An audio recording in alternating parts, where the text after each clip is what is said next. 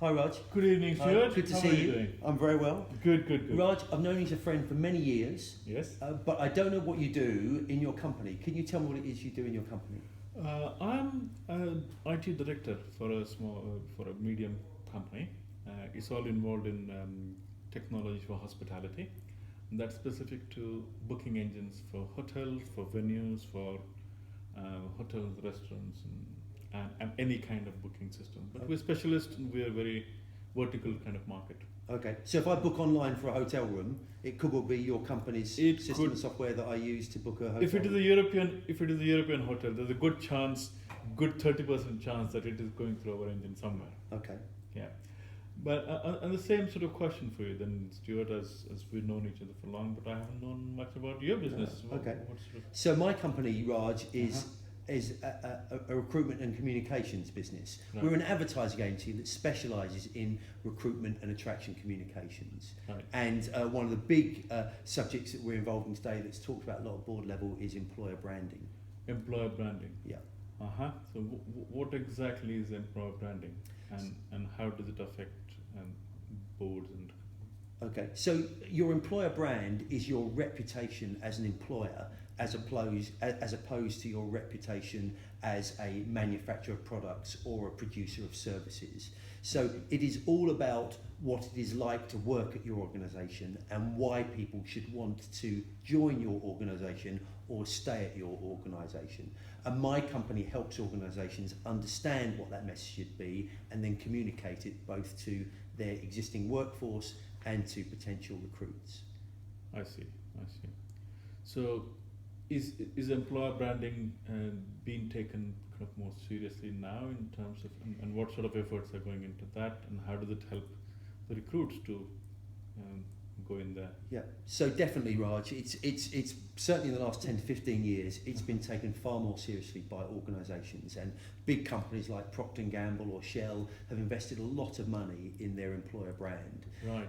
And the reason for that often is good common sense and good commercial reasons. Number one, there are a number of difficult skills to source in the market and difficult people to get. A strong employer brand will ensure the right people come and work for your organisation. Yes. The board has an important role to play in your employer brand because the board needs to own your company's reputation and to make sure that is being communicated properly through all the appropriate channels. Because at the end of the day, they are responsible for the company's success of it. They are responsible for it, but also they transmit an awful lot, not in just the things that they say and the communication plans that they give out, but also in the way they behave, Raj. So it's important to live the values of an organisation and to clearly articulate the organisation's business strategy. Because the employees can understand the strategy and can understand the role they play within that strategy, then they're more likely to stay with your organisation and acknowledge their own worth within that. Yes. So I think it's something that I wouldn't have put my finger on, but it's a very important thing. Yeah. And that was one of the questions I was going to ask you anyways, is what sort of recruitment strategies are going around that? Okay. Well, there are a number of reports and other. I can't answer that question because that's not my. That's not the question. So the next question was. My question. I'll rephrase my question. Yeah. Is what exactly are the organisations doing about employer branding? Yeah. So a lot, Raj, is the answer to that, and a lot of them are approaching organisations like us because they have a business strategy, but they're not sure how that should be articulated to their employees. I see. And the communication channels they can use to articulate that to their employees. Also, it helps to have a third party look at their messaging and understand how that will resonate in the market and whether it will make them stand out from other organisations. Yes. So you work in IT, for example, there are lots of organisations who who are battling for talent within the IT marketplace, and it's important that you stand out and look better than your rival organisations and have a message that hopefully is unique to you. Yeah. And not only is it unique to you, but it is something that will attract people to come and work for your organisation. So if it attracts the right sort of people to work for your organisation, they are going to remain engaged and they're going to stay with you for longer, and hopefully work their way up through the organisation and maybe even make it to board level within your business. Okay. Good sort of thought. I wouldn't have thought it that way, but that's very good. That's very good. The other thing I was thinking of is if the employer branding is actually helping the organizations in terms of the effective recruitment strategies and all that. Is there certain sort of questions or checklists they ask for, or is there something they go through as a point by point thing that we want this, we want this, we want this? So what would I want to take away if I was to ask you that question? Okay, so firstly, I've touched on the messaging, and firstly, you need to get the messaging right. You need to understand what is the correct message you take to market. Right. You then really have two key communication channels. Firstly, you've got your own careers website, and not all organisations actually have pages on their website that are dedicated to career-related messages in their organisation. Yes. So a message from a board director, the head of HR or the chief exec even, about why it's a great organisation to work for is a very powerful message, and often that will be videoed and relayed as part of the employer branding pages.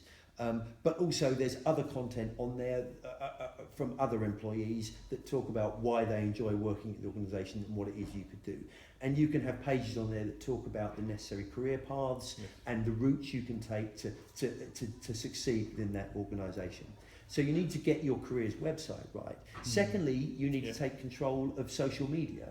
And yes, very important part. You know, with the rise of Donald Trump and his success in the election, the role played by social media is changing the way candidates relate to organisations, and there is an increasing distrust of authorised content, and people are looking for information outside of the published organisation. So you can play your part in that and make sure that you seed your Facebook pages, your Twitter pages and LinkedIn pages with the right sort of messaging and the right employer advocacy on those pages. So you want to be sure that people are saying positive things within those communication channels about you as an employer. Okay. Well, interesting you mentioned that is about authorized content.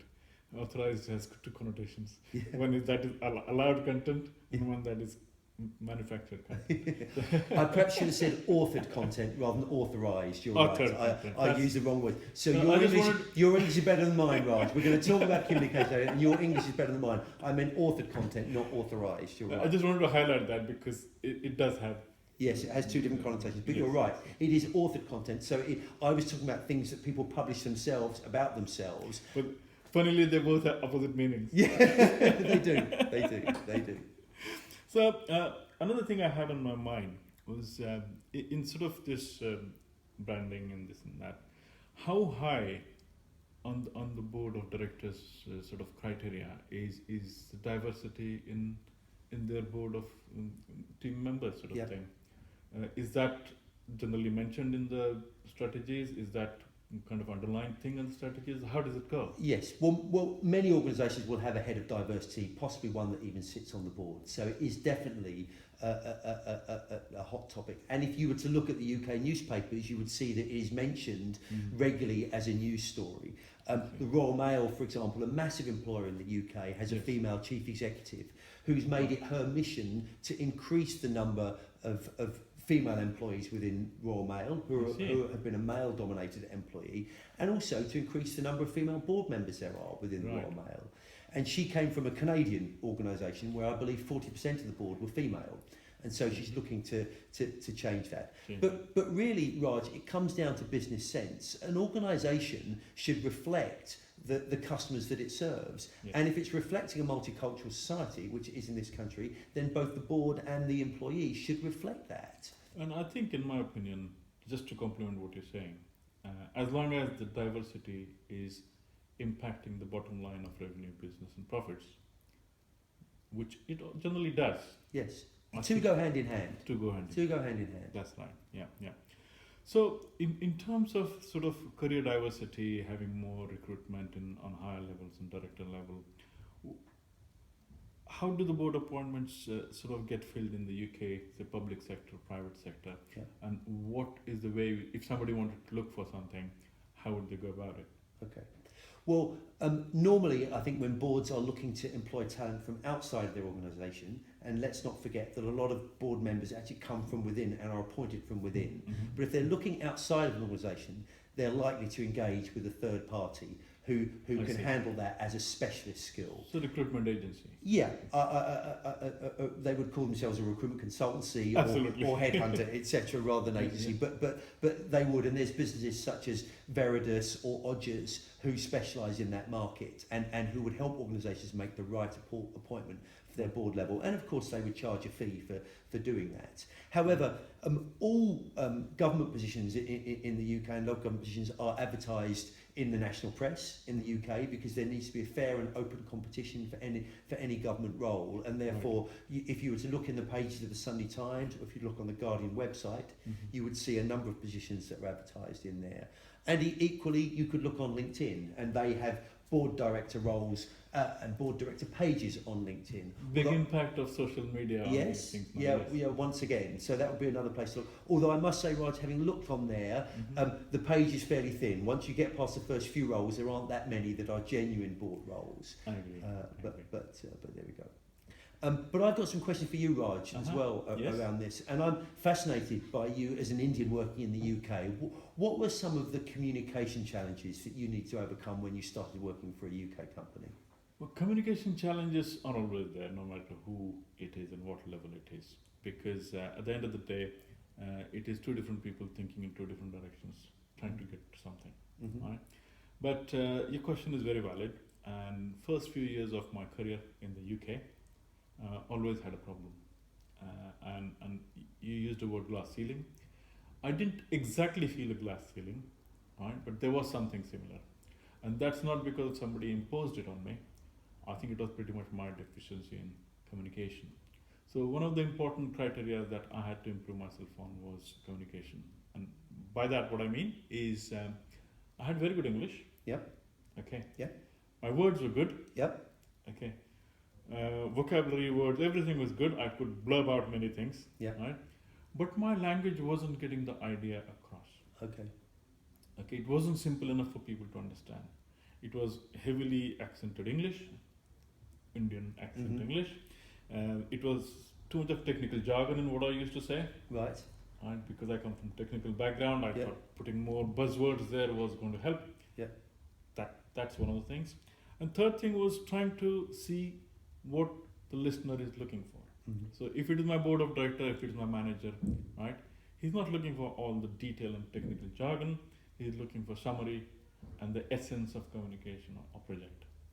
And I think once the first 4 or 5 years of my life, I really struggled getting these things across, and I pretty much felt frustrated initially. And how did you identify that, Raj? How did you know that needed to change? I sort of it happened in an incident in one of the board meetings. Right. Right, I was presenting something. I presented about 15 slides of fancy block diagrams, pictures, ideas, thoughts, concepts. And I talked good about 20-30 minutes about some really innovative concept in what I was doing in booking engines and logic and stuff. It was something to do with yield management and revenue on bookings. But none of that came across to the audience, Right. especially my manager and the board of directors.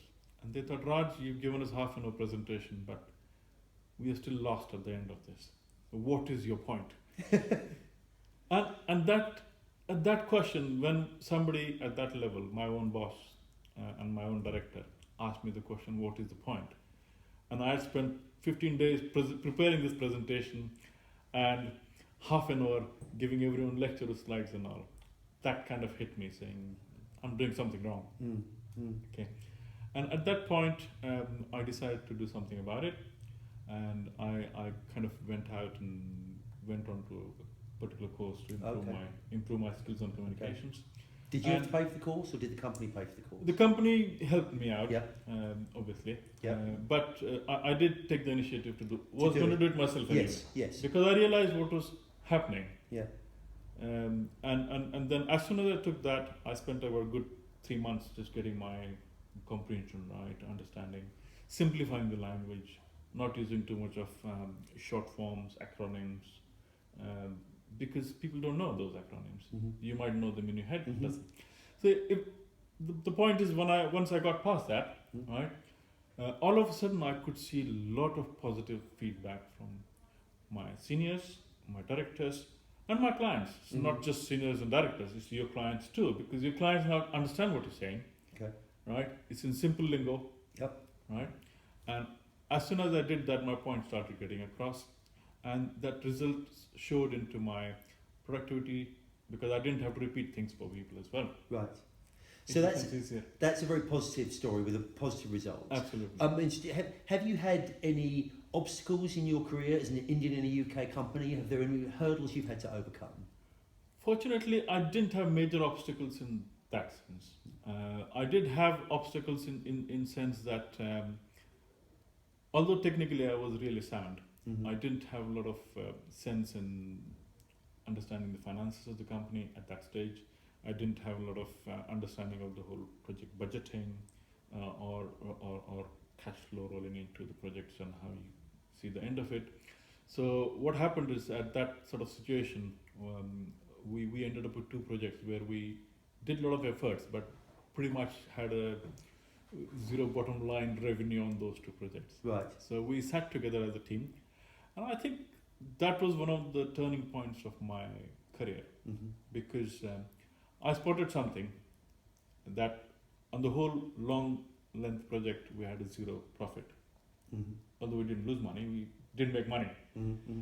And I sat there, analyzed that, and I put that in front of the board of directors, saying, look, we've done this, but we made no money. Right. And the reasons we've done this, the reasons why this has happened is blah, blah, blah.